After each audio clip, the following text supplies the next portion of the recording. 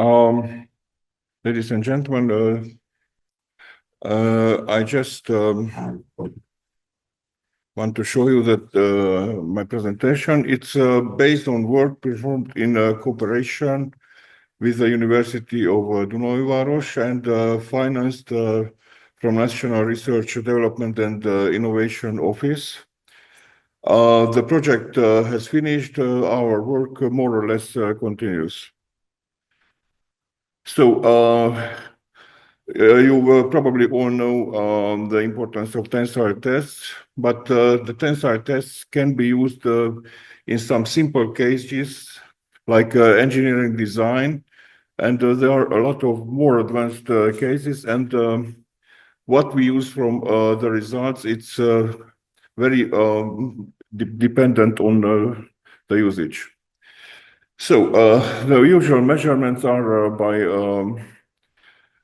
clip gauge. We measure force, axial strain with a clip-on extensometer, and of course, crosshead displacement is recorded, but is seldom used. And one of the biggest problem during tensile tests is necking.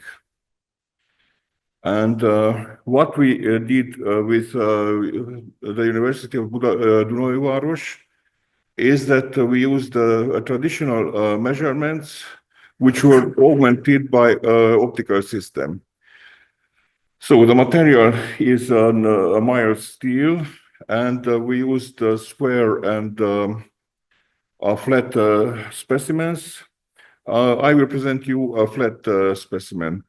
Our colleagues from Dunajváros made a grid, and they also developed a link-eyed system, optical system and programs. And we used both the grid and the contours of the specimens. I will speak today only about the contours. About a digital twin.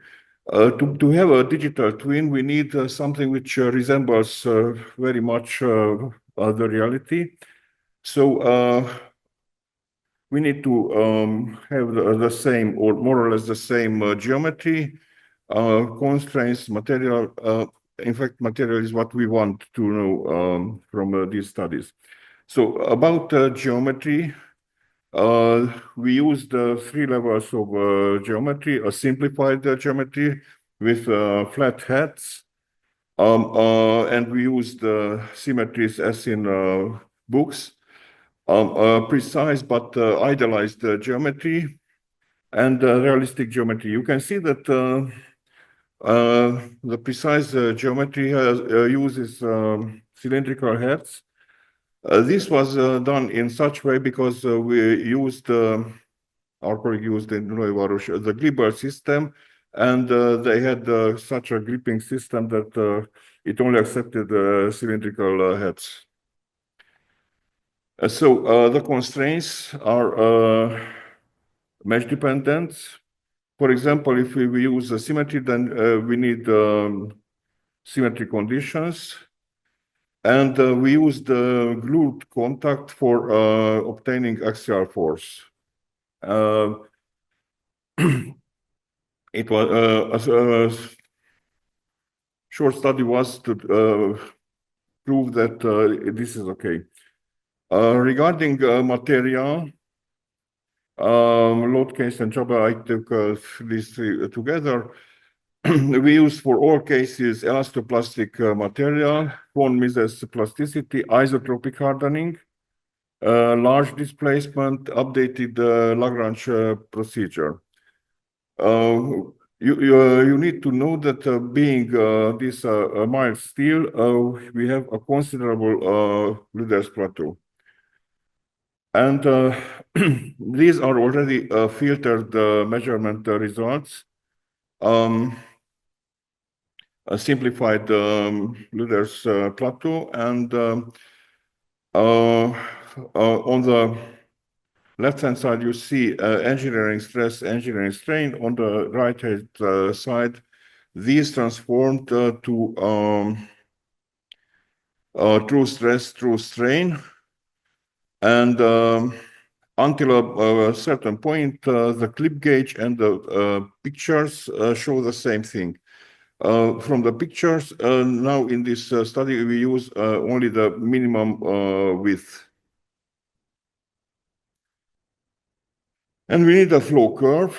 And as a possible flow curve, I stopped the stress strain curves at the maximum true strain, true stress, sorry. And now just about the necking limit. The considered criterion, which is quite old, shows that necking starts when the force doesn't increase anymore. So in terms of force and clip gauge displacement, we could continue from the maximum force, the curve. And this is transformed into true stress, true strain curve as an exponential one. It can be deducted quite easily. And so we considered these, at the first step, these three flow curves. One is the considered limit curve. The other one, the curve which we got from clip gauge, and the other one which we got from pictures. So what we have here, there is an engineering strain, engineering stress curve, which is transformed into true strain, true stress curves. For those, we use the finite element models. We got from the exact point where, does it work? No. Where the real extensometer is, and we got the target curve all on engineering strain, engineering stress. And what we could see is that, okay, for the considered limits, it goes like expected. But for the other two curves, it doesn't work at all. It doesn't. These curves show a perimeter necking. It was to expected, nothing unusual here, as this doesn't take into account triaxiality and things like that. Now, there is what I used is completely without theory. It's just a simple, let's say, primitive method for approximating a flow curve. I modified the strain with this formula. It has two constants.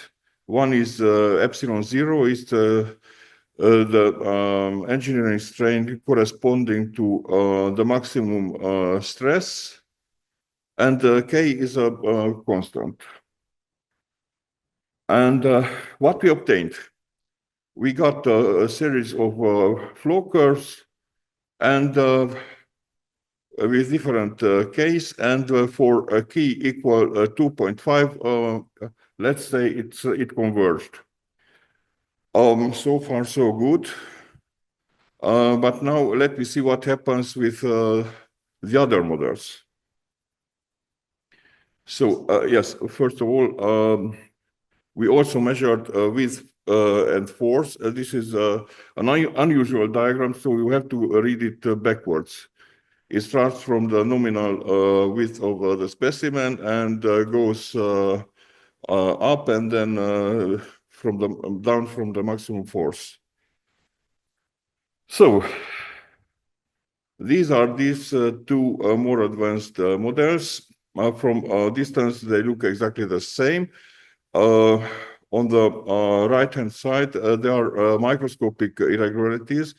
These irregularities were measured by a coordinate measuring machine prior to the test, and they are really small. So in the order of some hundreds of millimeter. And let me see what happens with these models. And with the model with cylindrical heads, but idealized geometry, we get almost the same as from the other one. Of course, there are some small differences, but they are quite small.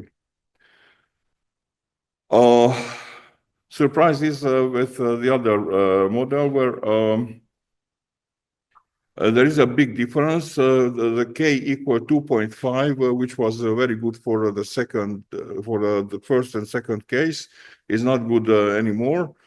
So we would say that K equal 4.5 is a good value, but this is not good for the minimum width at force diagram.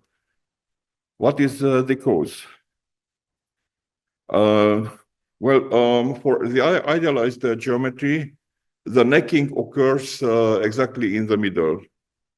For realistic geometry, the necking is quite off-center, and this causes that what we compute by clip gauge won't be the same for the two cases. And so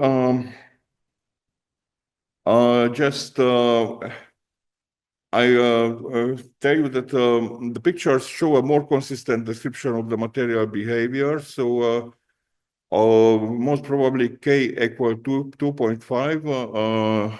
The black curve is more close to reality. And well, that's what all. Thank you for your attention.